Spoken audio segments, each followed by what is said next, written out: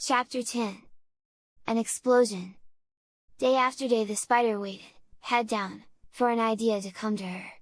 Hour by hour she sat motionless, deep in thought. Having promised Wilbur that she would save his life, she was determined to keep her promise. Charlotte was naturally patient. She knew from experience that if she waited long enough, a fly would come to her web, and she felt sure that if she thought long enough about Wilbur's problem, an idea would come to her mind. Finally, one morning toward the middle of July, the idea came. Why, how perfectly simple! She said to herself. The way to save Wilbur's life is to play a trick on Zuckerman. If I can fool a bug, thought Charlotte, I can surely fool a man. People are not as smart as bugs. Wilbur walked into his yard just at that moment. What are you thinking about, Charlotte? He asked. I was just thinking, said the spider, that people are very gullible. What does gullible mean? Easy to fool, said Charlotte. That's a mercy, replied Wilbur, and he lay down in the shade of his fence and went fast asleep. The spider, however, stayed wide awake, gazing affectionately at him and making plans for his future. Summer was half gone. She knew she didn't have much time. That morning, just as Wilbur fell asleep, Avery Arable wandered into the Zuckerman's front yard, followed by Fern. Avery carried a live frog in his hand. Fern had a crown of daisies in her hair. The children ran for the kitchen. Just in time for a piece of blueberry pie, said J_LRS. Zuckerman. Look at my frog! Said Avery, placing the frog on the drainboard and holding out his hand for pie. Take that thing out of here! Said Mrs. Zuckerman. He's hot, said Fern. He's almost dead, that frog. He is not, said Avery. He lets me scratch him between the eyes. The frog jumped and landed in Mrs. Zuckerman's dishpan full of soapy water. You're getting your pie on you, said Fern. Can I look for eggs in the hen house, Aunt Edith? Run outdoors, both of you. And don't bother the hens. It's getting all over everything, shouted Fern. His pie is all over his front. Come on, frog! Cried Avery. He scooped up his frog. The frog kicked, splashing soapy water onto the blueberry pie. Another crisis! Groaned Fern. Let's swing in the swing! Said Avery. The children ran to the barn. Mr. Zuckerman had the best swing in the county. It was a single long piece of heavy rope tied to the beam over the north doorway. At the bottom end of the rope was a fat knot to sit oak. It was arranged so that you could swing without being pushed. You climbed a ladder to the hayloft. Then, holding the rope, you stood at the edge and looked down, and were scared and dizzy.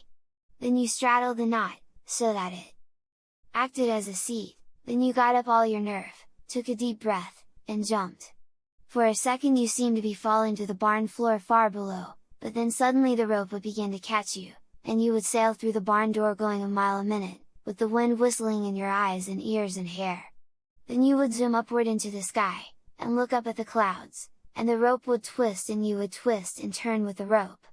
Then you would drop down, down, down out of the sky and come sailing back into the BAM almost into the hayloft, then sail out again, not quite so far this time, then in again, not quite so high, then out again, then in again, then out, then in, and then you'd jump off and fall down and let somebody else try it. Mothers for miles around worried about Zuckerman's swing. They feared some child would fall off. But no child ever did. Children almost always hang on to things tighter than their parents think they will. Avery put the frog in his pocket and climbed to the hayloft. The last time I swang in the swing, I almost crashed into a BAM swallow, he yelled. Take that frog out! Ordered Fern. Avery straddled the rope and jumped. He sailed out through the door, frog and all, and into the sky, frog and all. Then he sailed back into the barn. Your tongue is purple! Screamed Fern. So is yours! Cried Avery, sailing out again with the frog. I have hay inside my dress! It itches! Called Fern. Scratch it! Yelled Avery, as he sailed back. It's my turn, said Fern. Jump off! Fern's got the itch! Sang Avery. When he jumped off, he threw the swing up to his sister. She shut her eyes tight and jumped. She felt the dizzy drop, then the supponing lift of the swing. When she opened her eyes she was looking up into the blue sky and was about to fly back through the door. They took turns for an hour. When the children grew tired of swinging, they went down toward the pasture and picked wild raspberries and ate them, their tongues turned from purple to red. Fern bit into a raspberry that had a bad tasting bug inside it, and got discouraged. Avery found an empty candy box and put his frog in it. The frog seemed tired after his morning in the swing. The children walked slowly up toward the barn. They, too, were tired and hardly had energy enough to walk. Let's build a tree house, suggested Avery. I want to live in a tree, with my frog. I'm going to visit Wilbur, Fern announced. They climbed the fence into the lane and walked lazily toward the pig pen. Wilbur heard them coming and got up. Avery noticed the spider web, and, coming closer, he saw Charlotte. Hey, look at that big spider! He said. It's tremendous! Leave it alone! Commanded Fern. You got a frog, isn't that enough? That's a fine spider and I'm going to capture it, said Avery. He took the cover off the candy box. Then he picked up a stick. I'm going to knock that old spider into this box, he said. Wilbur's heart almost stopped when he saw what was going on. This might be the end of Charlotte if the boys succeeded in catching her. You stop it, Avery! Cried Fern. Avery put one leg over the fence of the pig pen. He was just about to raise his stick to hit Charlotte when he lost his balance. He swayed and toppled and landed on the edge of Wilbur's trough. The trough tipped up and then came down with a slap. The goose egg was right underneath. There was a dull explosion as the egg broke, and then a horrible smell. Fern screamed. Avery jumped to his feet. The air was filled with the terrible gases and smells from the rotten egg. Templeton, who had been resting in his home, scuttled away into the barn. Good night! Screamed Avery. Good night! What a stink! Let's get out of here! Fern was crying. She held her nose and ran toward the house. Avery ran after her, holding his nose. Charlotte felt greatly relieved to see him go. It had been a narrow escape. Later on that morning, the animals came up from the pasture: the sheep, the lambs, the gander, the goose, and the 7 goslings. There were many complaints about the awful smell, and Wilbur had to tell the story over and over again, of how the Arable boy had tried to capture Charlotte, and how the smell of the broken egg drove him away just in time. It was that rotten goose egg that saved Charlotte's life, said Wilbur. The goose was proud of her share in the adventure. I'm delighted that the egg never hatched, she gabbled.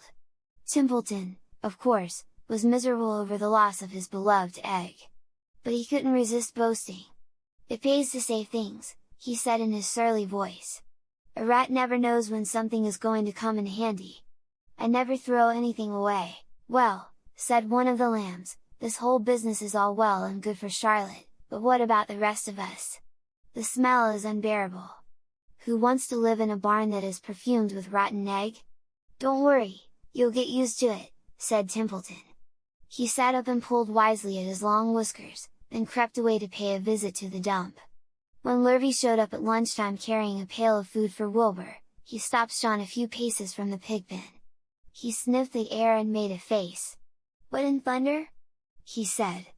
Setting the pail down, he picked up the stick that Avery had dropped and pried the trough up. Rats! He said. Phew! I might have known a rat would make a nest under this trough. How I hate a rat!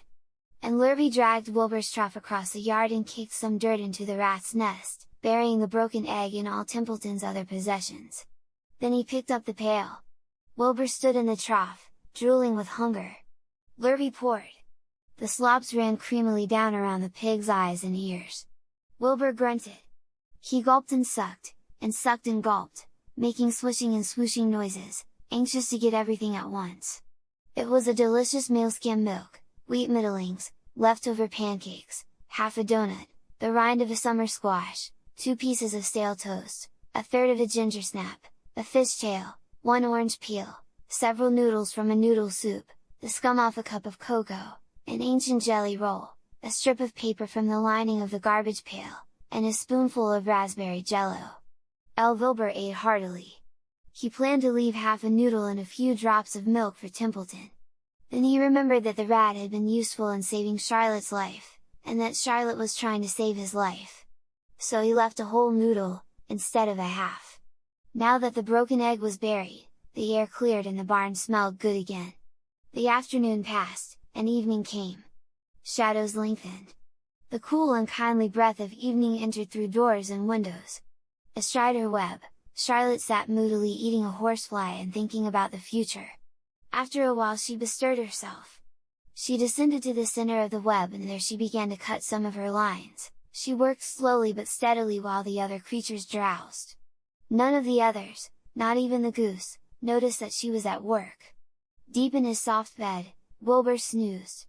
Over in their favorite cummer, the goslings whistled a night song. Charlotte tore quite a section out of her web, leaving an open space in the middle. Then she stained weaving something to take the place of the threads she had removed. When Templeton got back from the dump, around midnight, the spider was still at work.